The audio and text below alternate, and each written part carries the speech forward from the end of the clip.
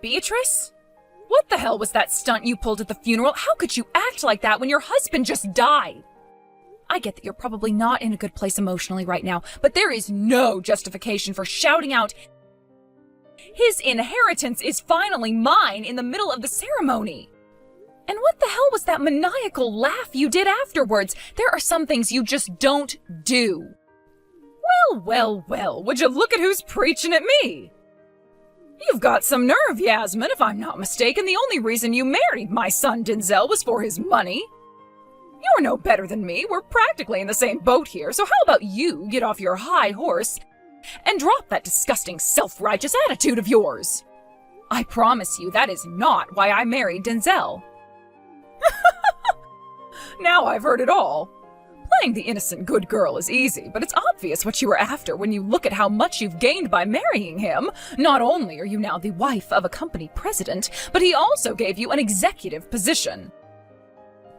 Convincing my son to marry you not only landed you a high-status husband, but also a high-status job. And you've got the nerve to preach at me? I'm just a plain old stay-at-home housewife. You make me look like an amateur. I should be asking you for tips. Ugh, will you just listen to me? I'm telling you, it wasn't like that at all. You literally couldn't be more wrong. I got promoted to managing director of the company before we got married, and it had nothing to do with my relationship with Denzel. I was already a manager when we met, for crying out loud. Quit making hurtful accusations based on nothing but speculation. Anyway, quit trying to change the subject. Fine, point taken. Okay, dear, I admit it. Boldly proclaiming my right to my husband's inheritance in front of everyone at the funeral like that was tactless and immature. But when I think about how before long, I'll be the proud owner of $2 million, I just can't contain my glee. Huh? Wait a sec. $2 million. As in $2 million. We'll be discussing the inheritance with the lawyer soon, right? You have no right to lecture me on this when you're not in line to inherit a single cent. Sure, I wasn't Frank's legal heir, so I get it's not really my place to get involved, but with the way you behaved at the funeral, I just had to say something. How about you get a grip and show some respect? That was Frank's, your husband's funeral. Would it really have hurt you to have shown some respect for the deceased? How do you think he'd feel if he knew you were after his money all along? Do you have any idea how disgusted everyone was with you? I don't know how else to tell you this, so I'm just gonna say it. The entire family despises you now, so I think you should proceed very carefully from here on out. Who cares? They're just jealous that I'm about to inherit a cool $2 million, and they're gonna be left broke and penniless by the wayside. Getting upset over everyone's petty complaints wouldn't get me anywhere now, would it? Beatrice, won't you please just listen to me? Won't you just try to understand what I'm saying here as your daughter-in-law? Frank was loved by a lot of people. Surely you can understand why they might be shocked at you bragging about your inheritance at his funeral. Surely you can see why it might not be wise to go around making enemies like this. You need to be careful. I'm serious. I don't know what might happen if you make any more careless, insensitive remarks like that. This could have serious knock-on effects down the line for you. Fine. Point taken. Is the sermon over now, Vicar? Can I go home? Jeez, I'm so bored of your whining, I think I might actually keep my mouth shut in the future if it means being spared the self-righteous preaching. Wow. You have no intention of self-reflecting, do you? Fine, whatever. If the threat of my preaching is what it takes for you not to say outrageously hurtful things, then so be it. Please be more careful in the future. You really are the most insolent little witch I've ever met.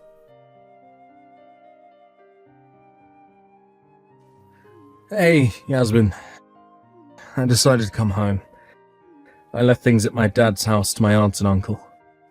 Oh, good evening, Denzel. I'm so sorry about today.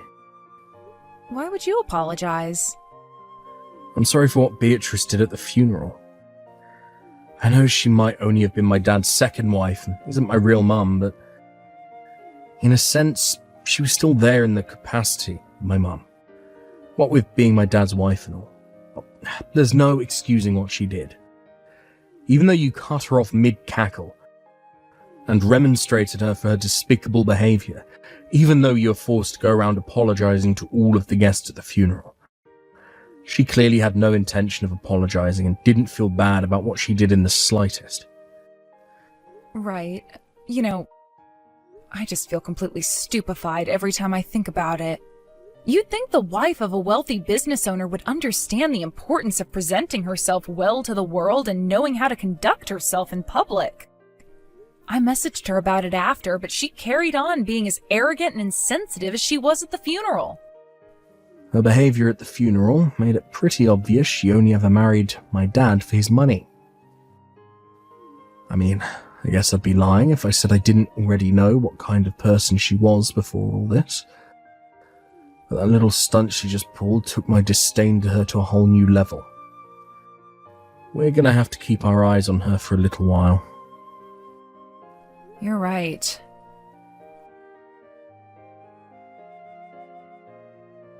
Hello, Yasmin. I'm going on vacation.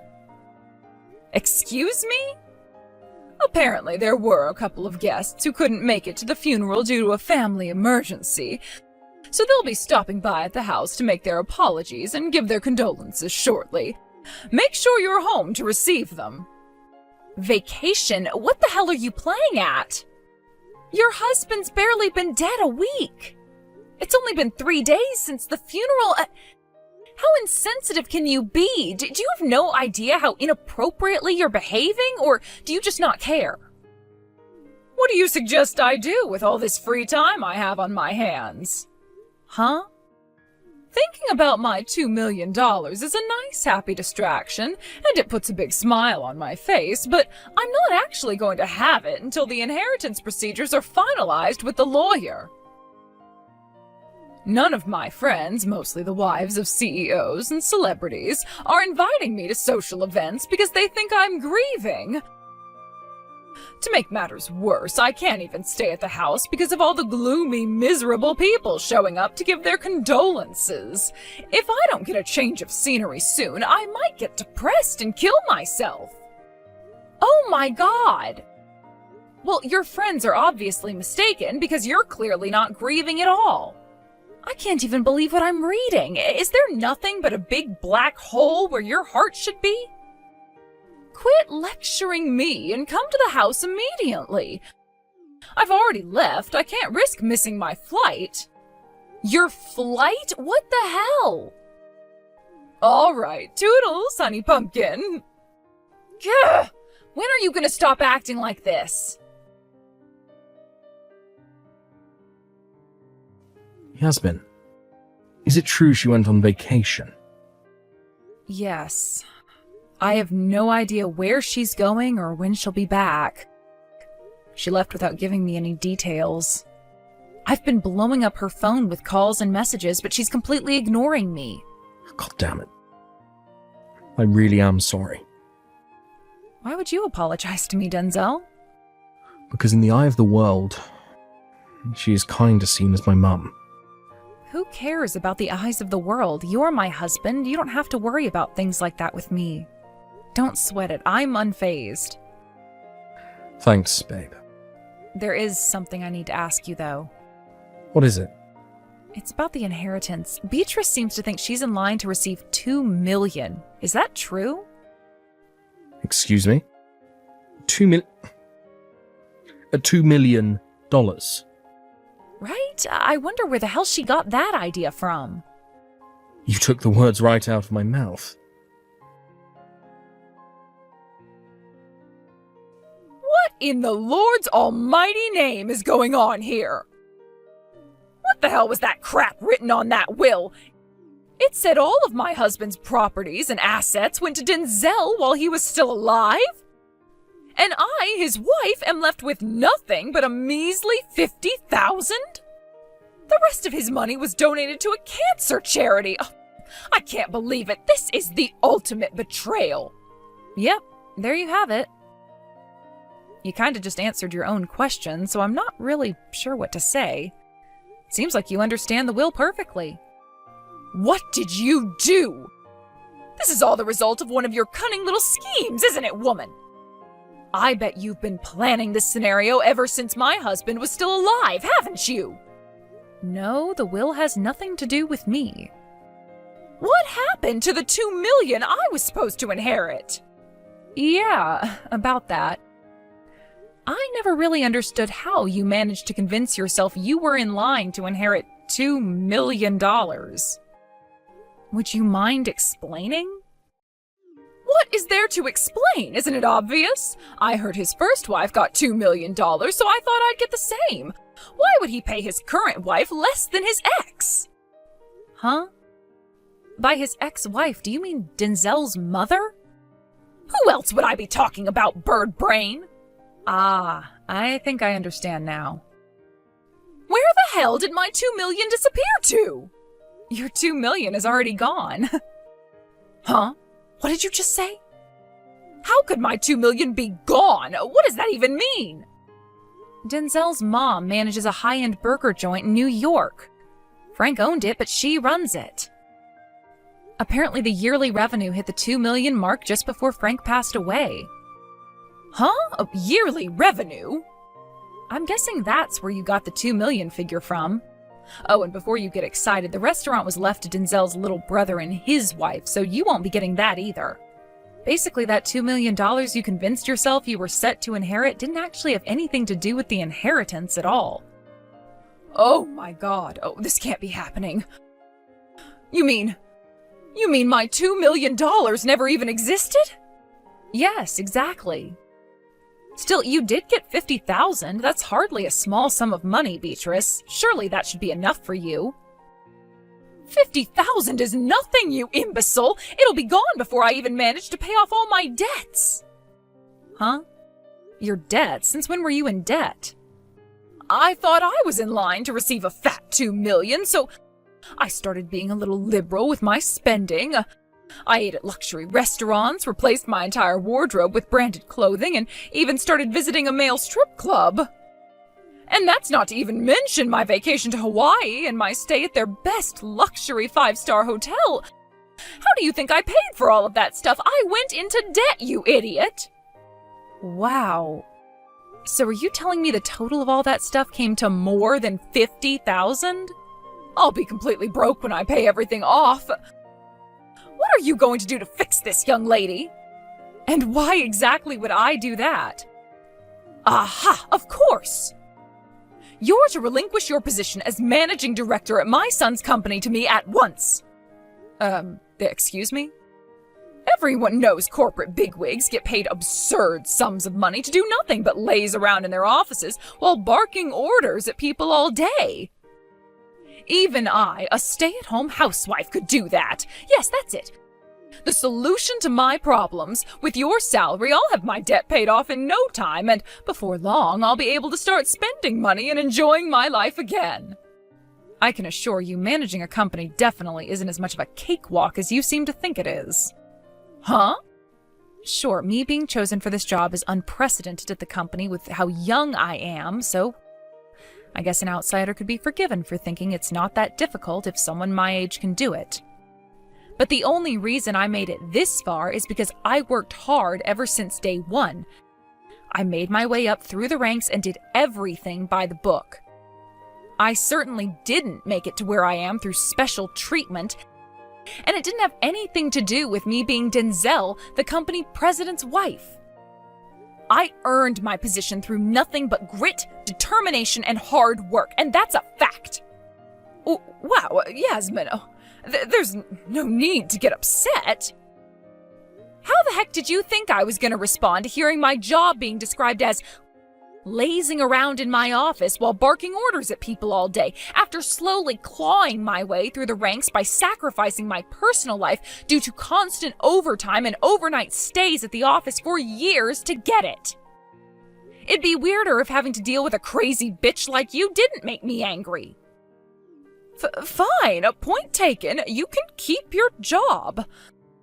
But you are going to have to provide me with some form of recompense for the unfortunate situation you've put me in. You'll spare some money for your mother-in-law, won't you, dear? I'm in a rather awkward position here. For the situation I put you in? What the hell are you talking about? Anyway, don't you have your pension? Why can't you live on that? Sure I do, but it's hardly much. I sure as heck won't be able to rely on it for the rest of my life. I need security, dear. And why is that my problem? You can play the sympathy card till you're blue in the face for all I care. I'm not giving you a single cent. Denzel is the CEO now after inheriting the company from his dad. You are not, nor have you ever, been in any position to interfere with anything related to the company. Surely if you put in a good word for me with Denzel, he'll be able to arrange some monthly payments for me to live on. It's not like I'm asking for much, just $10K a month will do. Are you seriously asking for $10,000 a month from a company you have nothing to do with? Your arrogance truly knows no bounds. Then what do you suggest I do? Would you see me out on the streets begging for handouts? Would it really kill you to get a job? Huh? A job? You're still in your 40s. There's literally no reason you can't get a job and work like the rest of us. If you want to work at our company, then you'll just have to apply when we start recruiting again, just like anyone else would. You're not entitled to handouts or easy access just because of me and Denzel. On the other hand, there's also no reason you can't get a job there if you meet the conditions and make a good impression during the interview. So why not go for it? Who the hell do you think you are, young lady? This is no way to speak to your mother-in-law, you condescending little brat. You should think more carefully before you speak. You're my daughter-in-law, and you and my son have a sacred duty to provide for me. Actually, you're technically not related to either of us anymore. Huh?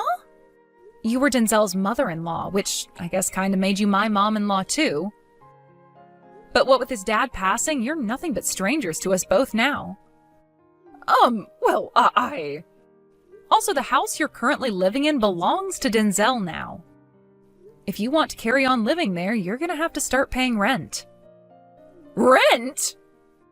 Based on the size of the place and the way the rental market's going lately, you're probably gonna be looking at least $2,000 a month. $2,000 a month? Have you lost your goddamn mind? If it's too much for you, I suggest you find somewhere else to live. But I don't have any money.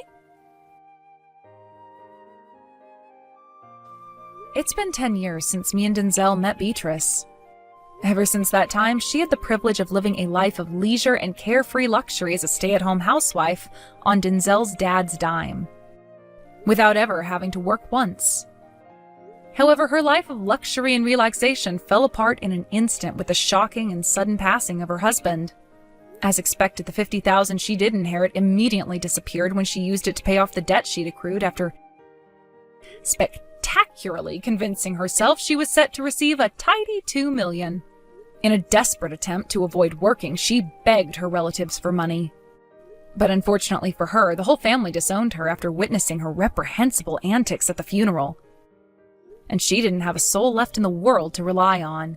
When they suggested she go to the job center to try and find work, to everyone's surprise, she actually listened and miraculously actually found a job. She finally moved out of Denzel's house 2 weeks ago. Maybe you won't be surprised to hear she got into a fight with one of her coworkers on her first day at her new job. And with that, her prospects of carrying on there disintegrated. With that, Beatrice's attempt at reintegrating into society after 10 years flopped in an epic fashion. And she found herself once again lost, desperate, broke, and alone.